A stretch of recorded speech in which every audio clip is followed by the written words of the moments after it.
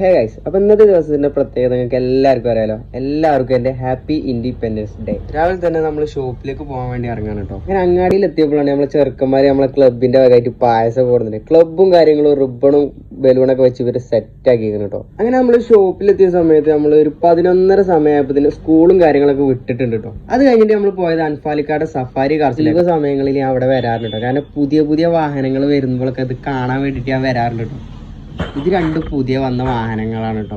ഈ ഒരു കാണുന്ന മഹീന്ദ്രന്റെ താറിൽ ഇന്റീരിയൽ വർക്ക് എടുത്ത് അടിപൊളിയായിരിക്കും കേട്ടോ. എനിക്ക് പേഴ്സണലായിട്ട് നന്നായിട്ട് ഇഷ്ടപ്പെട്ടു ഈ കളറും കാര്യങ്ങളൊക്കെ. നമ്മളെ ഗാന്ധിജി നമ്മളെ നാട് ബ്രിട്ടീഷുകാരൻ്റെ വാങ്ങി തന്ന ദിവസം എത്ര ലൈൻ ഉണ്ടാവും? എത്ര ലൈൻ ഉണ്ട്? 20. അത് കഴിഞ്ഞിങ്ങനെ നിൽക്കുമ്പോഴാട്ടോ നമുക്ക് അഫി പായസം കൊടുന്നതിന് എന്താല്ലേ ചെറുക്കൻ്റെ സ്നേഹം.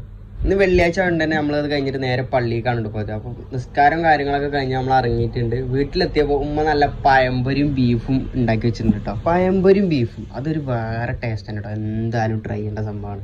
ഞാൻ ഇടയ്ക്കിടയ്ക്ക് ഹോട്ടലിലൊക്കെ പോകുമ്പോൾ പഴംപൊരിയും ബീഫും വാങ്ങിയിട്ട് ഇങ്ങനെ കഴിക്കാറുണ്ട് കേട്ടോ. പക്ഷെ ഉമ്മ ഉണ്ടാക്കുന്ന ഒരു പഴംപൊരിയും ബീഫും അത് വേറെ ലെവലാണ് കേട്ടോ.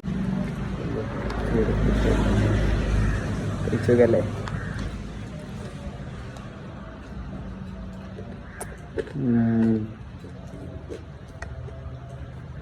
അപ്പൊ ഇന്നത്തെ വീഡിയോ എത്ര ഉള്ളൂ കേട്ടോ. അപ്പോൾ ഓക്കെ ബൈ.